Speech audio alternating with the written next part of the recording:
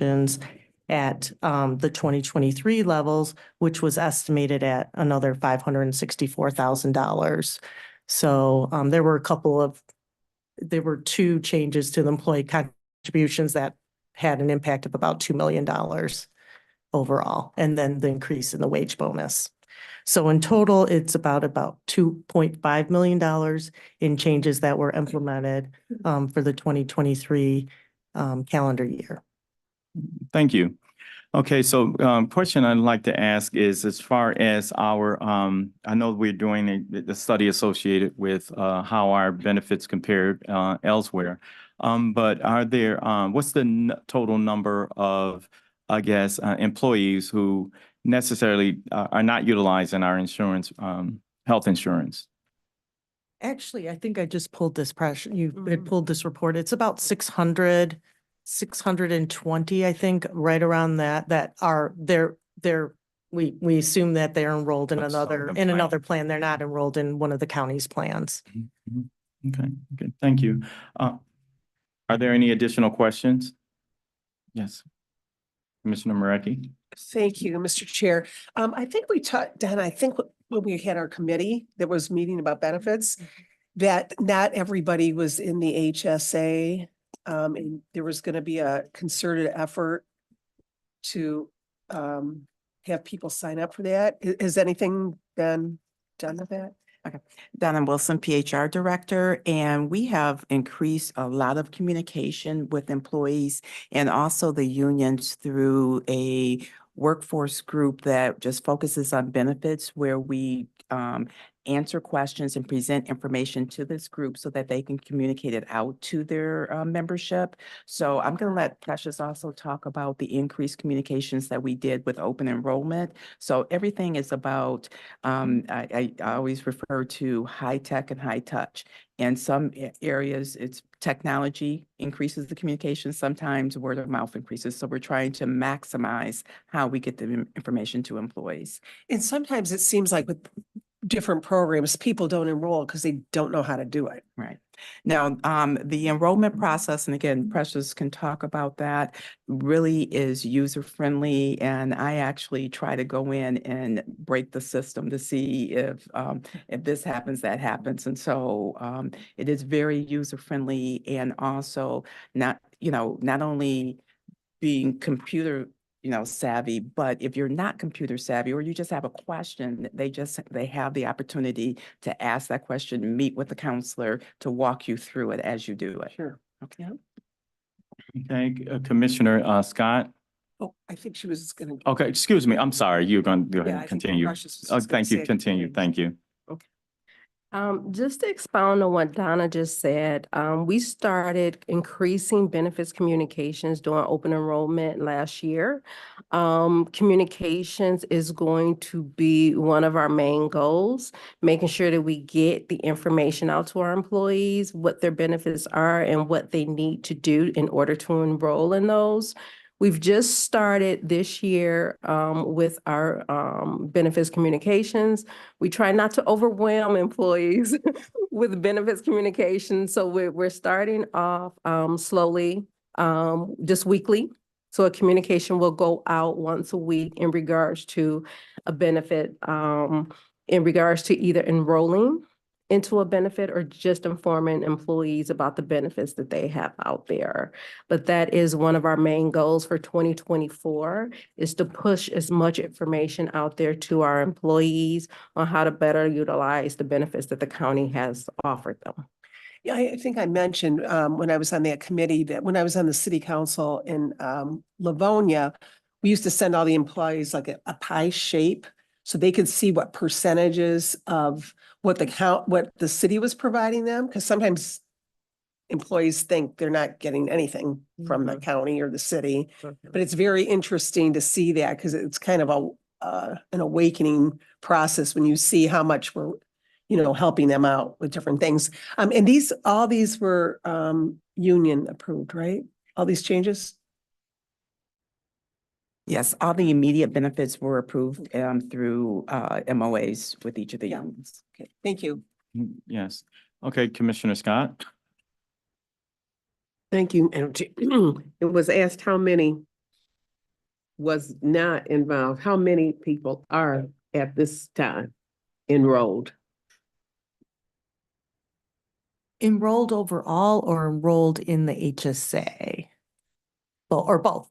Yeah. They're about 1,758 enrolled, and about 74% are contributing to the HSA. That are in, that actually, that direct their wage bonus to the HSA. Okay, thank you. And that speaks to, on page 3, you have employees eligible, you have 2,681. And then on page 4, on what you had sent over to us, you have 25,000 as an annual total. How does that pan out, and what is that reflective? They're a little bit different numbers. One includes the legislative group and one doesn't. And then the annual number, it's multiplying the monthly times 12. That's why it's significantly higher. But when we were looking at the contributions, we were only making contribution changes to the non-legislative. But there are legislative employees that received an additional wage bonus because that was done across all employees. So that's why those numbers are a little bit different, because one includes the legislative employees and then the other doesn't, and then it's multiplying it by 12. Are there any additional questions? Any additional questions? Okay, thank you, as always. Thank Yep. you.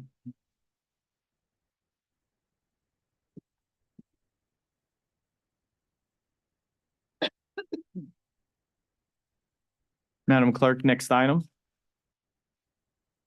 Item 2, requesting commission approval of budget adjustment 2024-35036, certifying revenue in the HHS Nutrition Fund.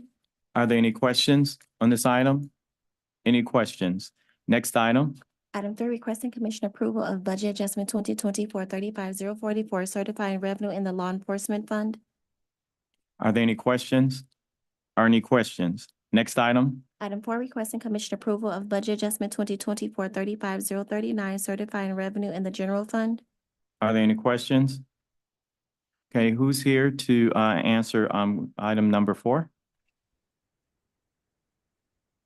Hi, via Zoom. This is Mike Jameson, Connect 43 Project Director. Good Okay. afternoon, Patty Hollenkamp, Connect 43 Project Coordinator. Thank you.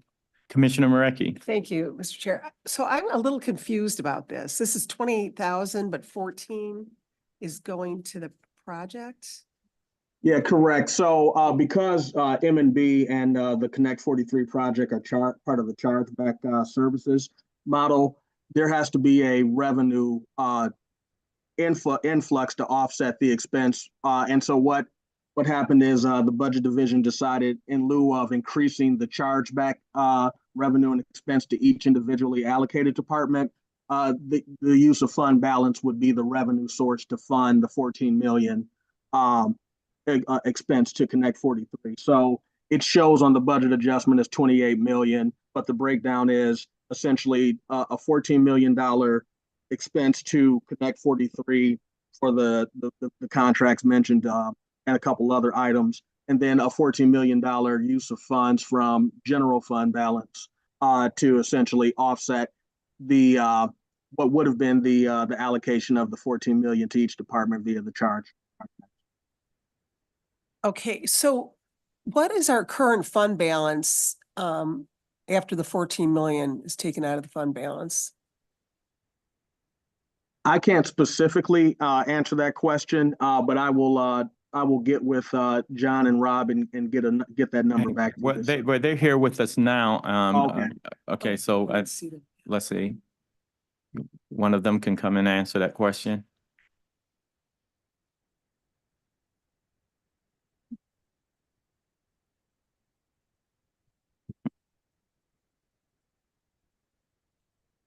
Rob Woodigan, Chief Deputy Financial Officer for Wayne County. This will come out of current year of budget surplus. So fund balance that we're surplus that we're sitting on for this current year, or Oh. 23 ending. Okay, Yeah. what is, Which is do you know what the added. fund balance is off the top of your head? So I just want to caveat, obviously, we're in the middle of the ACFR, so these are not actuals or final numbers, but we're hovering around 50 to 70 million, 50 to 70? Yeah. Okay, more than your 14. Yeah. yeah. Yeah. Oh, yeah, I knew it was Yeah. more. I'm just curious But what it again, was. for the record, that's not final actuals, right? Okay. Because audit's still underway. Okay, Thank quick you. question. So I can't recall. So what is the actual budget for Connect 43 and getting us to completion? I guess the current budget. So through the chair, the current budget is 65.2 million inception to date.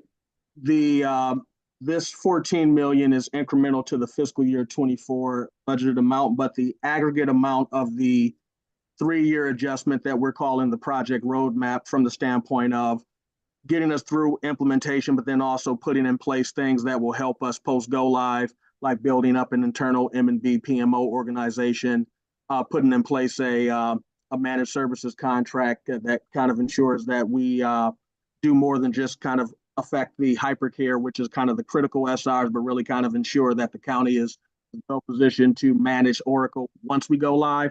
That total number is approximately 24 million, and the aggregate amount of the, bear with me 1 second, the aggregate amount of the adjusted pro forma, assuming that this budget amendment and budget amendments for fiscal year 25 and 26 are approved, would be approximately $89 million.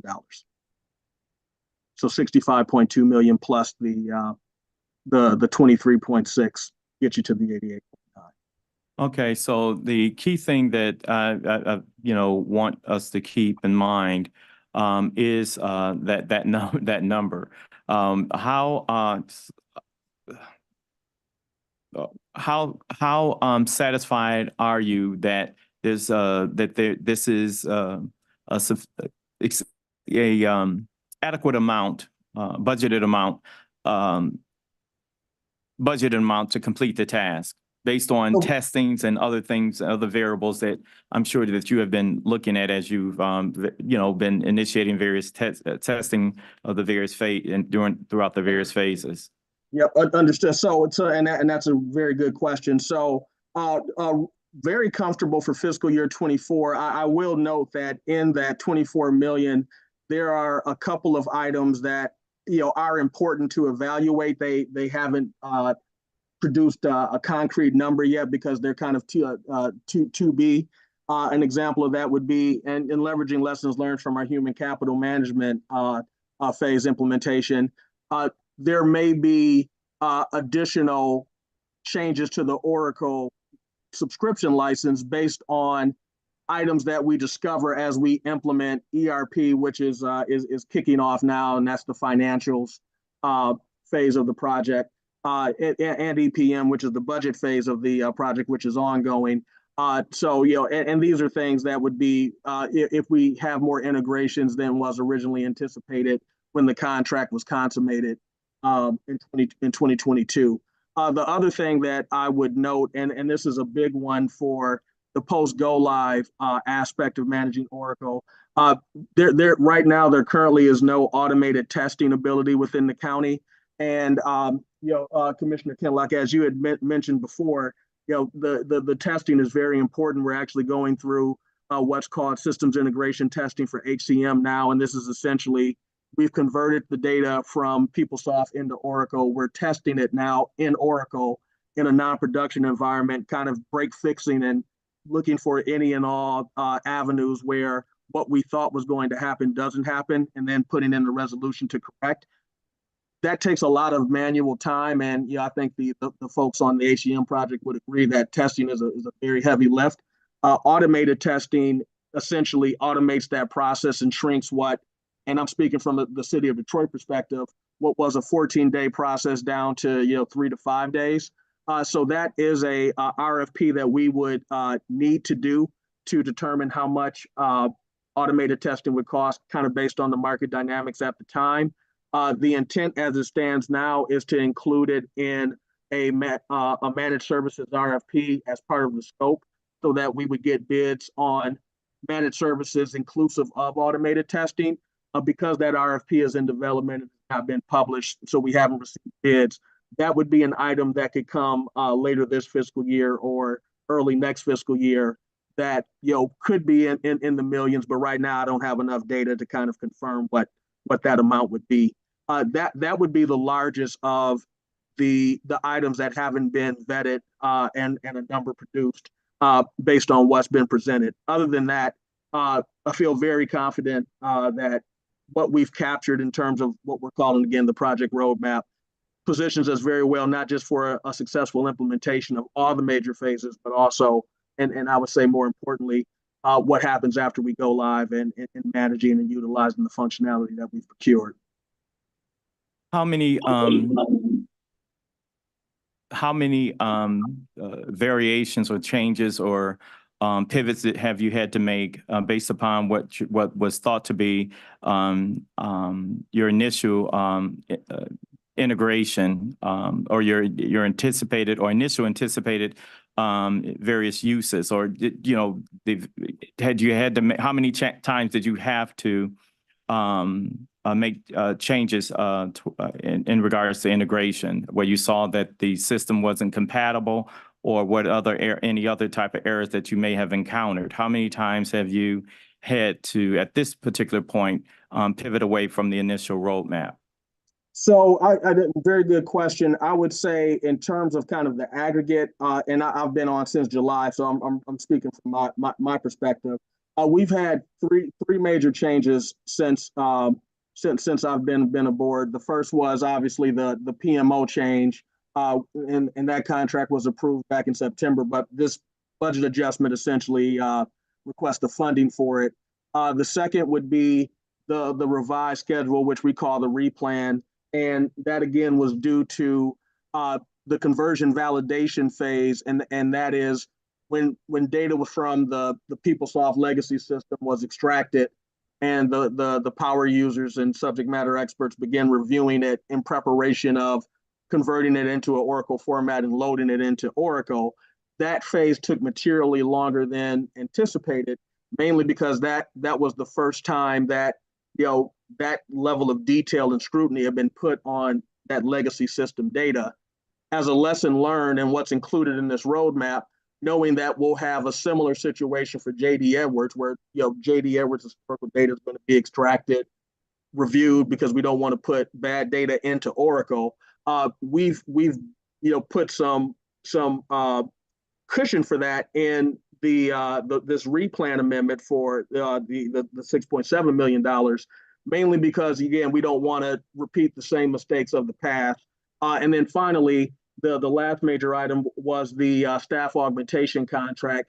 And there's always a dynamic element to anything involving staffing, because you're working off of the market rates at the time. So the market rates when you originally set that contract in place may not reflect the market rates at the time you need the resources. And, in lieu of bringing on resources unnecessarily early, we're trying to time the resources so that they come on as they're needed for that particular phase and scope. So, market rates can affect the original assumptions. And so we definitely have seen, higher price resources in aggregate since I've been on the contract relative to, potentially what was anticipated when the amendment was executed, and that's a risk that we'll have in perpetuity, just based on the nature of how the staffing market works. Okay, so I know we'll be having some follow-up meeting. I'll be meeting with staff regarding this, and so I will have some questions, additional questions. Okay, Commissioner Anderson. Thank you, Mr. Chair. Just wondered if we could get a written report, an update with the budget and where it stands according as compared to what was approved, and if there's any overages that we could have an explanation of with that report, as well as the schedule and where we're at and where we should be, and explanation of why we're not where we should be, or if we're of course, on schedule. That'd be fine. That'd be great. But can we receive a report like that? Commissioner Yeah, we Anderson, do I'd it. like to, excuse me, Oh, Commissioner sorry. Anderson, I'd like to note that the performer and for Connect 43 is in, as far as our staff analysis on page 7, 7 of 9. There may be some additional questions that you could probably extract from that, but those numbers you were requesting are in our staff analysis. Okay, all right. Thank you. Thank you. Okay, any additional questions? Any additional questions? Madam Clerk, next item. Item 5, requesting commission approval of budget adjustment 2024-35027, reallocating expenditures in the general fund. Are there any questions? Are there any questions? Next item. Item 6, requesting commission approval of budget adjustment 2024-35045, reallocating expenditures in the general fund. Are there any questions? Are there any questions? Next item. Item 7, requesting commission approval of budget adjustment 2024-35028, reallocating expenditures in the general fund. Okay. We will now go to the addenda. Addenda, item number 8, requesting commission approval of budget adjustment 2024-35054, certifying revenue in the general fund. Tony?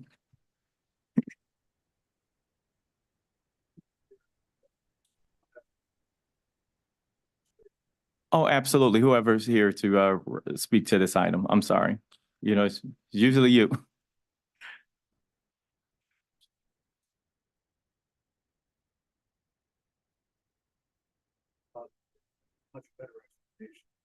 Absolutely.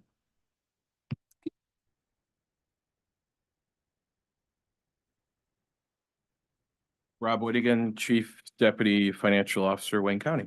Good afternoon. Good afternoon. Okay, can you just give an overview as it relates to this item? Yeah, let me just get to that item. Oh, okay, yeah, thank you. Which one? This one, yeah. All right, so this is for wage increases in the prosecutor's office. For the prosecuting attorney, for the managers, I believe it equates to about 40 individuals. This budget adjustment recertifies, the proposed amendment is to certify use of fund balance and non-departmental to provide the sufficient funds for wage increases as part of our overall public safety push, to increase wages to attract and keep and retain prosecutors in Wayne County. Not Oakland or any of our other wonderful surrounding communities, but so this is a 3-year contract. And I got the numbers here. So 3-year contract, and the year 1 increase is about 2.1 million. The total for the 3 years is approximately 6.3 million. Okay. Okay, are there any questions? Commissioner Anderson? Just wanted to ask you, Robert, if it could, what percentage does that work out to for most of those employees? I had that right here. So let's see. General fund filled.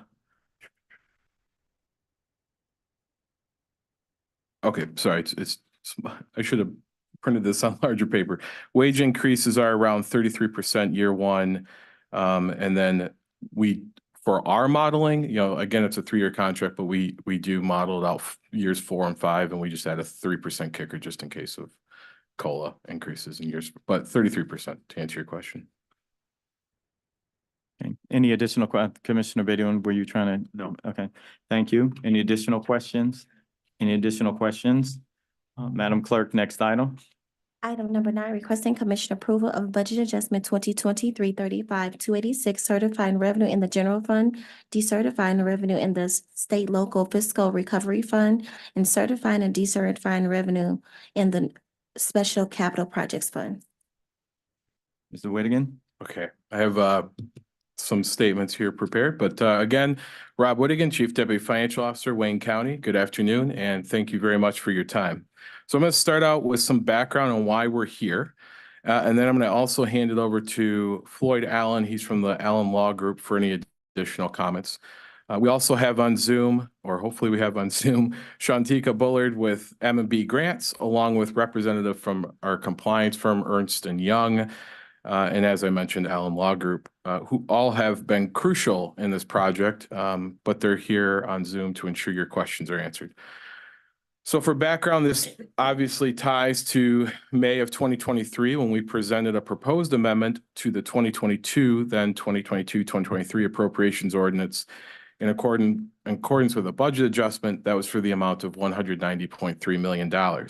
That budget adjustment served to recertify unspent funds from the SLRF, or commonly referred to as ARPA grant award, based on the projected budget at that time. So since May of 2023, we've worked with financial advisory and compliance firm, that's Ernst & Young, and legal and compliance support firm, the Allen Law Group, to validate eligible expenditures incurred as government services to ensure compliance with the United States Department of Treasury requirements as detailed under what they call their final rules. Along with determining eligible government expenses and total project obligations under SLRF, the county also performed an in-depth review of all available and eligible county costs to which the SLRF revenue replacement funds could be applied to. Once we had, kind of fast forwarding to today, once we had the actuals in December, we began the work on this budget adjustment with what I'm calling the dream team, and it was 15 people or so between M&B budget, financial reporting, grant folks, Ernst & Young, Allen Law Group, and also commission fiscal staff. This process consisted of truing up the funds from what we received, which was in total $339.7 million, to the budgeted numbers that we talked to you about in May, which was $190.3 million, to get a baseline. We then compared the budget to actuals for our true up, and that's why we're here today. So the reconciliation revealed that actual amount of government services for unspent SLRF dollars was $179.8 million. We've determined eligible expenditures and general fund general purpose account using actuals for any unspent dollars. And we've determined in working with our auditors, Plant Moran, that a special capital projects fund, Fund 499, would be best placed to house these dollars. Just recently, Treasury did provide additional guidance on what it means to be obligated dollars. So that's just really to say to you that, U.S. Treasury is constantly evaluating their own program and how these dollars are going to be monitored, and, the program's ever evolving. Our Deputy Financial Officer Yogesh and myself, as I mentioned, consulted with our auditor, Plant Moran, on the steps that we've taken and plan to take if this budget adjustment's approved. Not to say that they're blessing it, but we went over it and explained it to them so that come audit time, they're not seeing this for the first time. After finishing our final drafts of relevant documents, needed to book the entry, and our contractors performed a final review of all documents and expenditures to ensure compliance with Treasury rules. And really, to kind of put this into context, this was a major undertaking that everyone went through in just a couple of weeks, because we had to wait till we had actual numbers in December. And the goal was obviously to complete a one-off adjustment for what I would kind of put into context, more money than a lot of communities see in multiple fiscal years. So we would have started this sooner and brought it to you sooner, but again, we had to wait for the actual numbers. So this process is to benefit both sides, and really want to make sure it's done right, come the close of the books. And yeah, sorry. Oh, no, go ahead. Okay, sorry. So my goal is to talk to you, commission, and convey the understanding that, we're not approving a one-off budget adjustment for the department, but this is a massive federal grant that's always moving. And we want to do it right to ensure that the dollars obviously are, continue to stay with Wayne County. I think the biggest thing I could say is ultimately this process that we started in May allows us to alleviate external federal reporting requirements. I mentioned that in May, while maintaining our ability to manage our ARPA projects internally, so keeping the spirit of ARPA alive. And what we're doing today is simply the accounting cleanup that we do each budget cycle, but just on a much larger scale with actual numbers as we go into the audit. So essentially, the overall message is we're performing our due diligence to protect your projects and the CO's projects for our communities. And regardless if it's SLRF dollar, if it's considered, you know, technically still Treasury SLRF dollars or revenue replacement dollars, this helps ensure these dollars stay with Wayne County and we can continue to move forward with projects. So hopefully that is a good summary to bring to you. And oh, I need to do my thank yous because there were a lot of people that worked over break on this. And I do want to specifically, you know, thank the M&B team, that's grants, financial reporting, budget. We all came together and worked on this from the beginning. So budget wasn't working, and then bring in financial reporting. I really want to thank commission fiscal staff who worked with us on days off, Ernst & Young and Allen Law Group for their assistance and the many hours that it took to bring this to you. So I want to thank you for your presentation. And Absolutely. so what you're about to say. I was just going to say, I wanted to hand it over to Floyd Allen, as I mentioned at the beginning, from Allen Law Group, just for any comments in case I missed anything. Mr. Allen? Thank you, Chair Kinlock, and the Ways and Means Commission. Basically, Rob and his team and everybody that Rob has mentioned really worked hard on this. And the reason that we're doing this is to make sure that the commission is aware of every dollar that's being spent as it relates to, you know, whether it's SLRF or in fact, whether it's, put in the bucket of revenue replacement. These things, incidentally, as Rob indicated, I think early on, during the spring or May or so, everybody was kind of, I think, drinking from a fire hose, trying to get these dollars where they needed to be to protect them in the way that Rob has explained. Since then, making sure that we're compliant and making sure that the dollars are placed in the right ledger accounts where they should be. We've spent a considerable amount of time doing that, and I feel very confident that we now know precisely exactly where every dollar is. There will be an occasion, going probably all the way through 2026, that we come back to commission and explain, some smaller, type of amounts that may need to be adjusted based on whether project was approved for a certain amount and we didn't meet that amount. So there's extra money that might very well be reallocated. So this is probably not the first time that something on a smaller scale will be brought to commission so that they understand exactly where each dollar is going. So with that, if there's any questions, myself and Sean Farrell from my office will try to answer those for you. And again, I want to thank everybody that was mentioned by Rob in terms of the work that's been done here.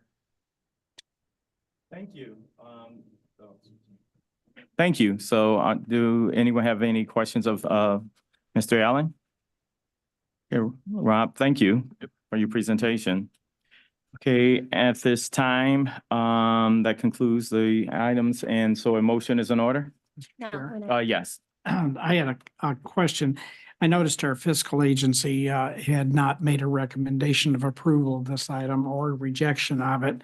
And I just wondered if we could get maybe a comment from that department and also our auditor, what she feels about this, the way we're moving along with this. Is this satisfactory? Like to. Okay, so I'm going to recognize Terrence. Are you on the line? Yes, sir. Okay, Terrence, and then we'll go to our auditor. Okay. Through the chair, yes. With this budget adjustment, we understand why it kind of needs to be done to correct our books. Like Rob said before, this is a fix from the 190 million budget adjustment that originally was done back in May. The numbers weren't exactly 190, more so from 179. This budget adjustment, and we're moving the money to another fund instead of keeping it in the general fund. This budget adjustment has a trickle down effect to the current fiscal year 24, with some budget adjustments probably need to come sooner than later, because we took 29 million from general fund balance, which was part of the 190, which we thought was 190, and put over into HHBS. So all that has to be retracted and redone so that it comes out of this now 499 fund, which is other budget adjustments. So this kind of has a trickle down effect more than just fixing it for 23. It involves 24. We had other contracts that were using these funds, like I think the RISA contract and another contract. So all those have to be adjusted in some shape or form. And then from an auditing standpoint, which Marcy can more talk about, where was timing proper with this? You know, I can't answer those questions, but I was just information that, you know, the auditors knew, but did they really know to the extent? Now, I'm not saying anything is fishy going on, but, you know, as we get into the audit, more things may come up regarding this budget adjustment process. That's Okay. That we were saying. Yeah, so when Terrence, so this is not something that came and made its way to the agenda lightly. Terrence and I and the fiscal staff went back and forth with management and budget regarding this, to the point of also asking audit to our auditor to review, and I'll be recognizing her shortly. So you remember when we made that budget took that initial action, staff had a number of questions and pretty much had told us at that time, Terrence and Mary and them had reminded us that we would probably be right here. I'm saying at some point of having to take some subsequent actions to reconcile everything because of not having all the information up front. So if we can recall that. And so at this time, I'll recognize Marcy. Marcy Coro, Auditor General. While we understand why the decision was made, the concern from the audit perspective is it's probably going to result in a finding with the external auditors for noncompliance with Public Act 2 because the budget adjustment was done after year end. The other concern we would have in the special capital projects funds, I understand the auditors agree with the capital projects fund, but do we have a listing of projects that are going to be part of this capital projects fund, and do they really comply with the definition of a capital projects fund? Yes. And so those questions at the time that we made the initial adjustment, were all outstanding. So we knew, staff did advise us that taking that action without the expanded detail, that we would be here. As well as you remember, we were trying to get this before the close of the calendar year. But so we're here today, and we were given notice of that. But staff worked over the holidays and was very diligent, and I'm talking about our staff was very diligent and worked very closely with our management and budget. But we also understand that this is a one-time sort of idea of doing this and never to happen again. I definitely hope so. Yeah. On this scale, yes. Yes. Okay. Yes. One follow-up question. I think one of the last comments from our auditor really sort of hits home that we haven't received additional projects that can even be claimed is the use of these funds. And we have a number of projects in phase 1 and phase 2, and we haven't seen anything since then. So I think that's something that we have to pay attention to, that it's not happening. And the administration needs to bring forth those other projects that we have, that we've got a lot of communities that have other grants and other appropriations from other government organizations that are all hinged on the money, their project being approved here. I mean, so we're going to be we're putting them in a bad situation is what I'm saying. But I understand this is something that probably has to happen with today as far as this. But I do believe that it's time for us to get some additional projects through. So we actually have a basis for saying that we have these other projects, that these are allocated, this additional money is going to. That's so. Yes, and so I understand, as we all do, that Mr. Sheikh did say that he would be bringing some projects to us at the beginning of the year. And so one of the things I want to keep reiterating, the fact that these projects, that even though they're submitted, they still have to be vetted. And if EDC was more, if EDC wasn't trying to be professionally courteous to some of these communities, even the ones in the past that were granted things. Some of those projects that we approved weren't vetted in the appropriate fashion, to the point that committed dollars were not actually committed. And they were not vetted in a way. So what he's trying to do is avoid some of the unspoken issues with some of those outstanding projects. And so I definitely appreciate, and I want him to really elaborate on the fact that a lot of folks were saying that they had these dollars, and then we eventually will be hearing about that. So I'm glad that they're taking their time, making sure that they're doing more due diligence that has been performed in the past. But we'll be hearing from him directly, like Mary just said. That's an EDC piece, and they'll be bringing that forward. So are there any additional questions? Any additional questions? And so we had a motion on the floor, correct? No, Okay, motion is in order. I will, Mr. Chair, I will make a motion to move items 1 through 9 to the full board for consideration. Is it support? Support. It's been moved and supported. All those in favor signify by saying aye. Aye. Those opposed, this action stands approved. Madam Clerk, next item on the agenda. We are returning to the agenda, item F, such other matters as may be properly submitted before the committee. I know of none. Next item. Item G, public comments. At this time, I'd like to ask if you would unmute folks, individuals on Zoom. And I'd like to ask individuals on Zoom, if you would like to address this committee, to please raise your hand to be recognized and asked to address the committee.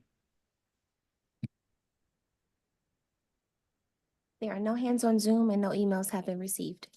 Thank you. And I'd like to also ask, is there anyone here present with us who would like to address this committee? Anyone present? Next item. Item H, adjournment. Motion is in order. It's been moved, supported. All those in favor signify by saying aye.